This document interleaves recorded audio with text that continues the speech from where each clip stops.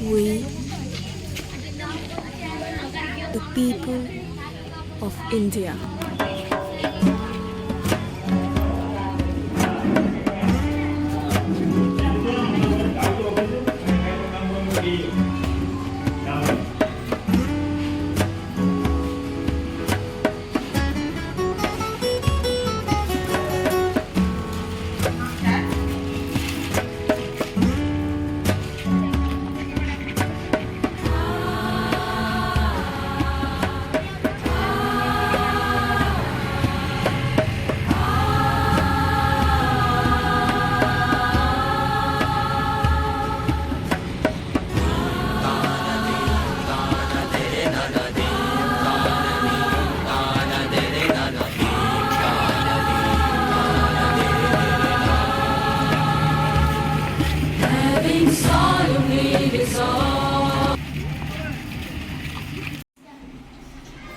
ગ્રામ પંચાયતના વહીવટો કેવી રીતના થાય છે, કોણ કરે છે?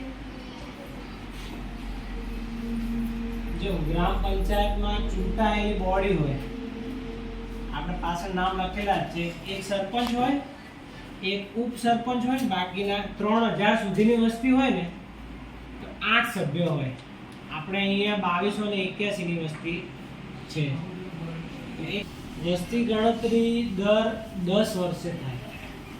કેટલા વર્ષે? 10 વર્ષે. છેલ્લી વસ્તી ગણતરી થઈ હતી 2011 તો 10 વર્ષ પછી કયા વર્ષે થવી જોઈએ?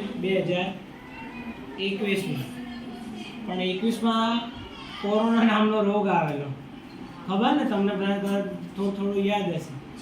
એટલે થયેલી નથી. આ જે વસ્તી છે ને અત્યારે 2281 2011 પ્રમાણે વસ્તી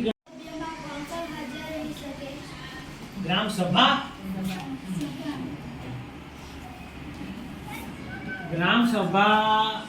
વર્ષમાં 4 વાર લેવાની હોય.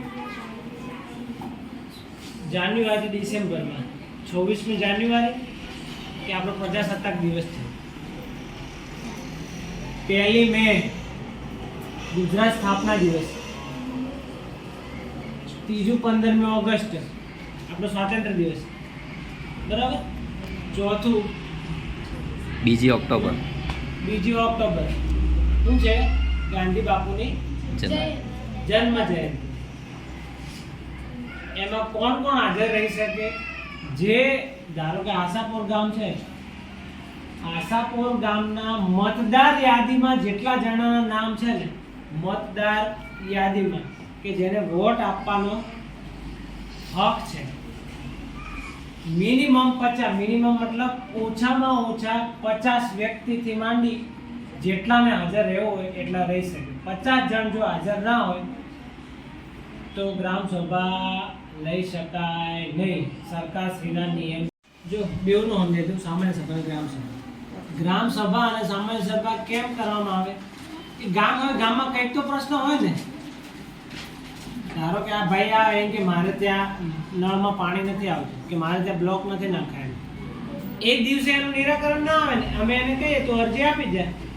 અમે આ અરજી સામાન્ય સભા કે ગ્રામ સભામાં વંચાણે લઈશું, બરાબર. એના માટે કોઈ પણ વ્યક્તિનો કંઈ પણ પ્રશ્ન હોય એ અમને રજૂઆત લખીને આપી જાય. પછી અમે મીટિંગ કરીએ. મીટિંગ અંગ્રેજી